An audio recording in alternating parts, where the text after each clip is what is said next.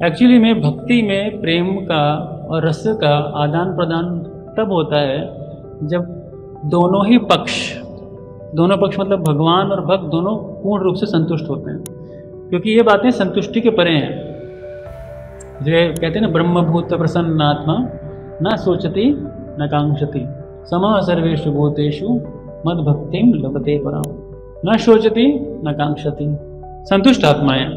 इसीलिए जब तक व्यक्ति संतुष्ट नहीं है, सेटिस्फाइड नहीं है, वो रसों का आदान प्रदान बहुत मुश्किल है, बहुत ही मुश्किल है भगवान के साथ। इसीलिए साधना भक्ति के अंदर भी श्री सनातन गोस्वामी एक बात बताते हैं, अच्छे जप के लिए 6 चीज़ें बताते हैं मन संहरणम, मौनम, शौचम, मंत्रार्थ चिंतनम, अव्यग्रत्वम, निर्वेद, जप संपत्त हेतव।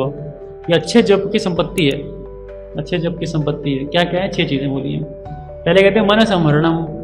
मन संवरणम का मतलब है कि मन को बड़ा कंसंट्रेशन, बड़ा ध्यान लगा के जप करना चाहिए, बहुत ध्यान लगाना चाहिए, मन संवरणम। उसके बाद शौचम, आंतरिक शौच बहुत जरूरी है।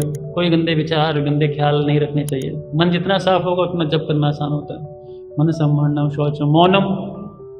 मन का मौन रखना भी बहुत जरूरी है, बहुत बोलता है ये। इंग्लिश में एक फिलोसफर है, उनका एक सेइंग है, उन कहते थे कि the mind speaks louder than the mouth. मन जो है मुख से ज़्यादा बोलता है एक्चुअली। कई लोग हो सकते हैं शांत हो बाहर से, लेकिन मन सबका बहुत बोलता है, बोलता ही रहता है, चुप नहीं होता मन। तो मन मौनम, शांत रखना चाहिए उसको। और चौथा चीज़ बोले मंत्रार्थ चिंतनम, मंत्र के अर्थ पे चिंतन करना चाहिए जब में।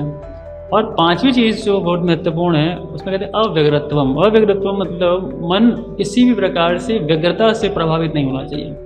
व्यग्रता का मतलब होता है एजिटेटेड, डिस्टर्ब, फ्रस्ट्रेटेड, डिप्रेस्ड, जो भी कह लो, जितने भी नेगेटिव इमोशंस आप कह लो, वो कम होने चाहिए। एक अच्छे जप की संपत्ति है ये।